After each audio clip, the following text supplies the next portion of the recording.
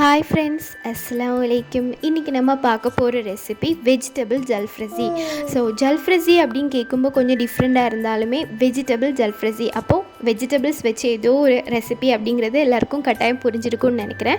So இனி இது எப்படி பண்ணலாங்கிறத பார்ப்போம். ஃபஸ்ட்டு ஒரு பேனில் 3-4 டேபிள் ஸ்பூன் ஆயில் விட்டு ஹீட் பண்ணிக்கலாம்.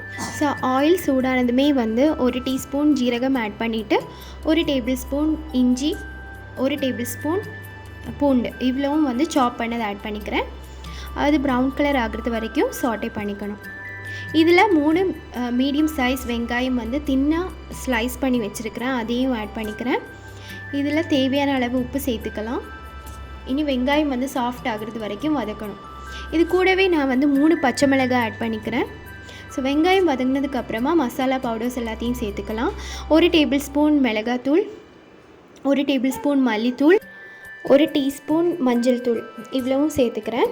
இனி இதெல்லாம் அதோட பச்சை வாசனை போகிறது வரைக்கும் வதக்கணும்.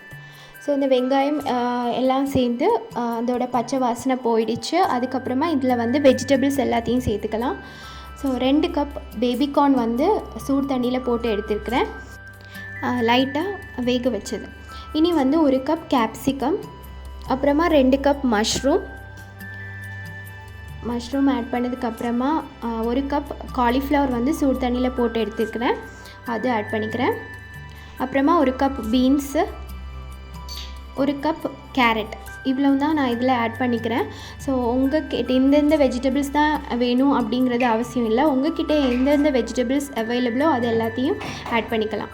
ஸோ இது எல்லாத்தையும் மிக்ஸ் பண்ணதுக்கப்புறமா 1 கப் ஃப்ரெஷ் டொமேட்டோவோட பியூரி, அதாவது ஃப்ரெஷ் டொமேட்டோ பிளெண்டரில் போட்டு அரைச்சி எடுத்ததை ஆட் பண்ணிக்கிறேன். இது கூட 2 tablespoon tomato sauce add பண்ணிக்கிறேன். இதில் 1 டேபிள் ஸ்பூன் லெமன் ஜூஸ் இல்லாட்டி வினிகர் இருந்தால் பெஸ்ட்டு. ஸோ நான் இங்கே லெமன் ஜூஸ் ஆட் பண்ணிக்கிறேன். தேவையான அளவு உப்பு சேர்த்துக்கலாம். மொத்தமாக கிரேவிக்கு எவ்வளோ தேவையோ அவ்வளோ உப்பு சேர்த்துட்டு கொஞ்சம் 1/2 கப் அளவுக்கு தண்ணி ஆட் பண்ணி லைட்டாக வேக விடலாம். ஆனால் வெஜிடபிள்ஸ் ரொம்ப வேக வைக்கக்கூடாது, கொஞ்சம் க்ரன்ச்சியாக இருக்கணும். இனி இதில் 1 டீஸ்பூன் கரம் மசாலா, அப்புறமா கசூரிமேத்தி கொஞ்சம் நல்ல ஒரு வாசனை கொடுக்கும். அப்புறமா 1 டேபிள் ஸ்பூன் கார்ன்ஃப்ளவர் கூட கொஞ்சம் தண்ணி விட்டு கரைச்சி ஆட் பண்ணிக்கிறேன். அது ஆப்ஷனல் தான், வேணும்னு ஆட் பண்ணால் போதும்.